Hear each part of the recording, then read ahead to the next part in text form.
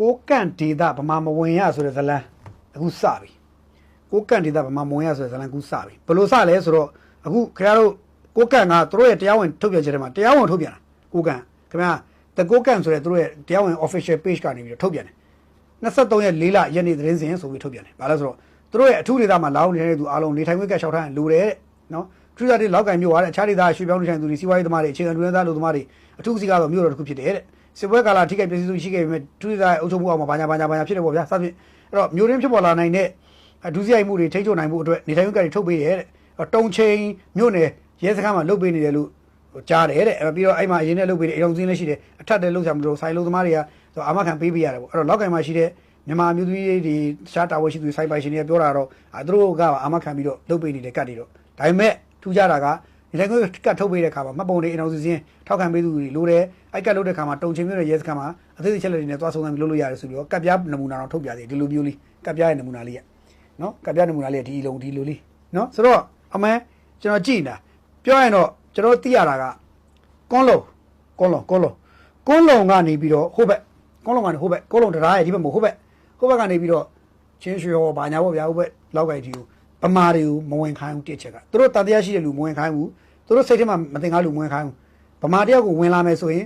ကပ်ပြားထုတ်တာမထုတ်တာခဏတောင်ဝင်လာမယ်ဆိုရင်အဲ့သူတို့ရဲ့ဒေတာတွေကတယောက်ကတာဝန်ခံပြီးလာခေါ်မှရတယ်စီဖြစ်လာဖြစ်နိုင်ရင်ဝင်အောင်ဝင်သေးခြင်းတဲ့သဘောမျိုးထိကိုကန့်နေလုံနေကြတယ်ပြောဗမာမဝင်ရဆိုတဲ့မူဝါဒမျိုးချထားပြီဗမာမဝင်ရရှိပြီးသားဗမာတွေကိုလည်းစစ်ဆေးတယ်စီစစ်တယ်တန်တရားရှိလို့စစ်တယ်ပြီးကပ်ပြားမဖြစ်မနေလောက်ခိုင်းတယ်လှုပ်တဲ့သူတွေအာမခံခိုင်းတယ်ဒါပေမဲ့ကျွန်တော်ကကိုကန့်မှာနေတဲ့မူရင်းတွေတိုင်းသားကျွန်တော်အလုပ်ကမ်းခွင့်မှာကျွန်တော်ဗမာတယောက်လုပ်ခိုင်းနေတယ်ခန့်ထားပြီးသားရှိတယ်ကျွန်တော်ကတာဝန်ခံအာမခံပြီးသူလုပ်ပေးရတယ်မသိဗျာတခြားနိုင်ငံပြည်ပနိုင်ငံမြန်မာနိုင်ငံမှတ်ပုံတင်အဲ့ဒီမှာအသုံးဝင်တော့မြန်မာနိုင်ငံရဲ့နိုင်ငံတော်ပိုင်မှတ်ပုံတင်နိုင်ငံတော်ရဲ့မှတ်ပုံတင်ကြီးကကိုကန့်နေတာမှာအသုံးဝင်တော့တွက်ကြည့်ဟမ်အဲ့တော့မြန်မာနိုင်ငံအချုပ်အခြာအာဏာဘယ်နားမှာရှိတာအဲ့လိုမေးရလို့ဖြစ်နေအဲ့တော့ခါကြရင်ကိုကန့်ကလည်းဝအချိုးလာတယ်အရင်တော့ကိုကန့်ဒေတာကိုအဲ့လိုသွားလို့